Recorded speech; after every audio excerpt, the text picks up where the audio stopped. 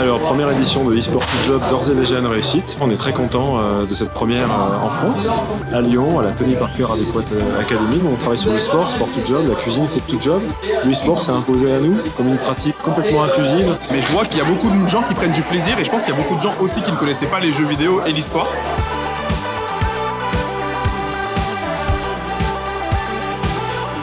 Créer du lien entre les personnes valides, les personnes en situation de handicap, démontrer le potentiel de chacun, créer des interactions, des connexions très fortes. C'est quelque chose qui me semble essentiel de défendre dans une ville comme Lyon, de faire en sorte que finalement chacun puisse trouver sa place et exprimer son vrai talent. C'est difficile de reconnaître les candidats au sport. Là du coup on est plus sur un jeu où on voit l'esprit d'équipe.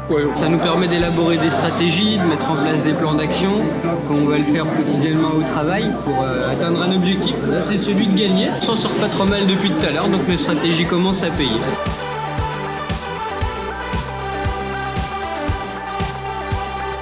On a eu vraiment des participants qui ont pris leur marque sur les premières parties et qui ont pu vraiment en profiter et s'amuser.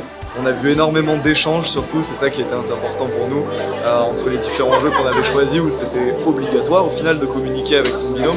Et au final tout le monde est la même personne derrière un écran. Toi et moi on n'a pas les mêmes compétences. On n'a pas les mêmes compétences, mais ça n'empêche pas de bien s'amuser. À travers le jeu ça permet de casser les barrières, pouvoir échanger sur d'autres sujets que l'emploi. Ça permet aussi de mettre en valeur certaines compétences, certaines capacités.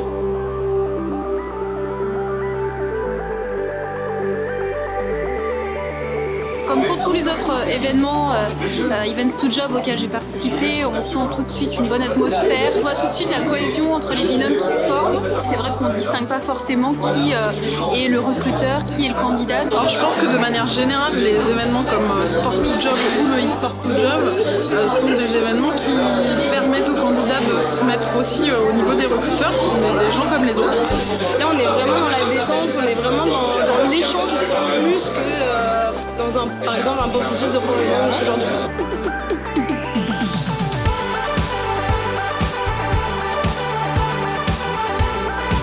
Ce qui est intéressant dans ces journées, dans ces événements, c'est la rencontre, c'est l'échange, c'est le partage et on voit des talents s'exprimer, des compétences aussi.